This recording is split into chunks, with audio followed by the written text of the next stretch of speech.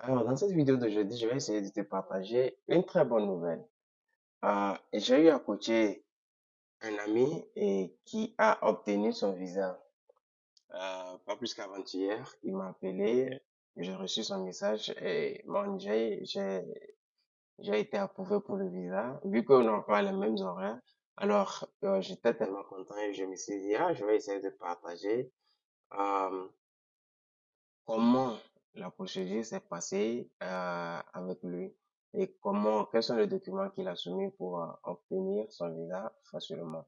Le gars a été sélectionné pour la DV passée et il était dans l'ordre de 60 000 comme case number. Le case number était élevé, il avait peur. Je lui ai dit, rien n'est impossible. Il a dit, tout est possible avec Dieu. Il faut juste mettre tout devant Dieu et tu vas obtenir ton visa facilement. Et le gars, il n'a pas cessé de prier, il a continué à persévérer dans la prière. Et effectivement, tout s'est bien passé. Il a reçu son visa, pas plus qu'avant-hier. Alors, moi, je suis youtubeur, je me dois de vous partager quelles sont les astuces que le gars a utilisées pour obtenir son visa. Alors, si tu veux savoir le dernier astuce, je vais te conseiller de suivre la vidéo jusqu'à la fin pour ne pas manquer euh, ce qu'il a fait pour obtenir facilement ton visa. Et c'est sûr que la prochaine personne sera toi et tu seras sélectionné pour la prochaine DV. Euh, Juste, c'est une question de foi. Alors, faut juste croire et tout sera top.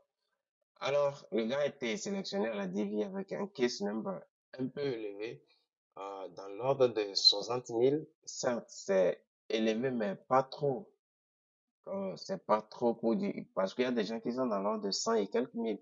Mais tu peux être dans l'ordre de 100 et quelques mille, mais dans ta région ou dans ton pays, tu auras un case number un peu bas. Parce que tout dépendra de l'aptitude de ton ambassade à programmer les devises pour la DV. Alors, il a été sélectionné, il avait peur, il se disait que non, c'est fini, le case number est élevé. J'ai dit, mais tout est possible, c'est pas encore trop tard. Même moi-même, j'ai eu un case number élevé, mais pas pour autant, je me suis découragé. Je lui ai dit de vite remplir sa DS 260. Comme ça, il aura l'occasion d'être programmé à temps pour la DV et pour l'interview autant pour moi. Alors, ce qu'il fut fait, mais le gars n'a pas obtenu sa lettre d'interview un peu tôt.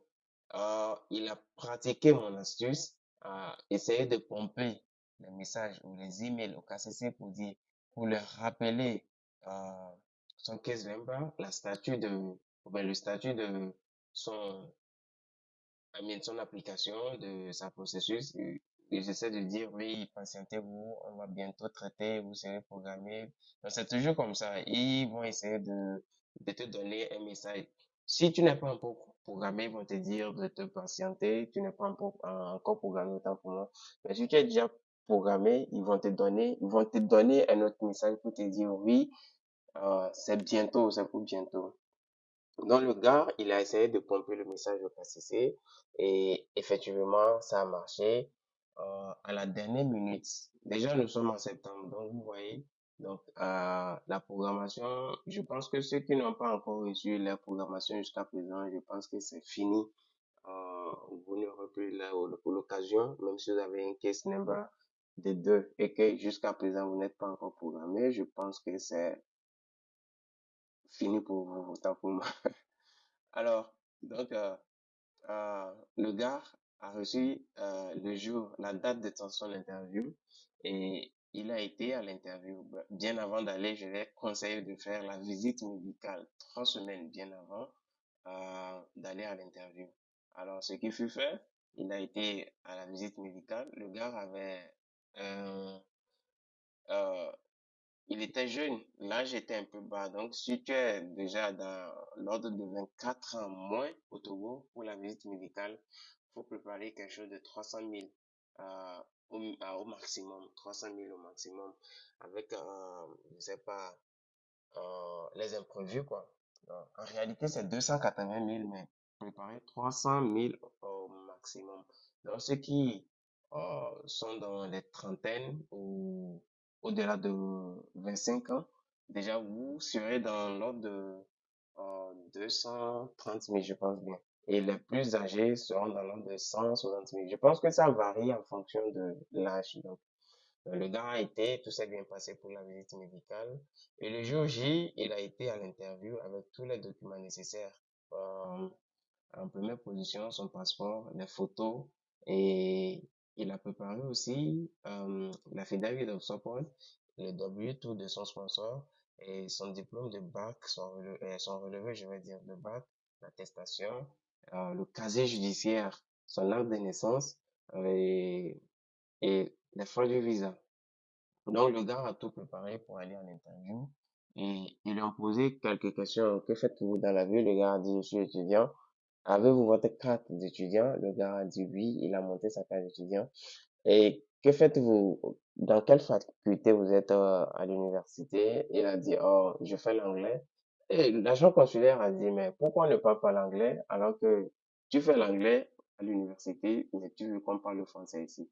Lui veut se mettre dans sa peau pour mieux poser les questions. Mais en français, c'est comme ils ne sont pas trop doués, mais quand vous allez dans leur domaine en anglais, ils ont l'avantage de vous poser toutes les questions possibles.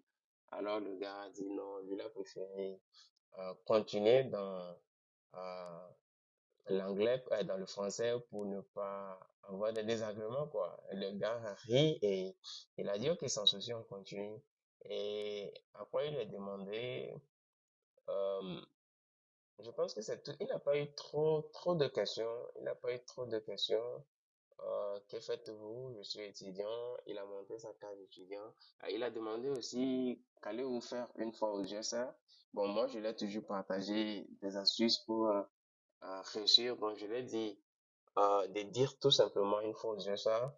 L'idéal serait de continuer dans son domaine de compétences. Mais vu qu'une fois ici, euh, il serait obligé de faire quelques métiers tels que livreur, serveur et taximan, je ne sais pas, je pense, pour juste subvenir à ses besoins, ne pas être un fardeau pour le gouvernement américain et ne pas être un fardeau pour son sponsor. Le gars a dit, effectivement, c'est comme ça doit être. Donc, bienvenue aux USA, on vous accorde le visa, revenez le vendredi pour obtenir ou ben, pour récupérer votre passeport avec le visa.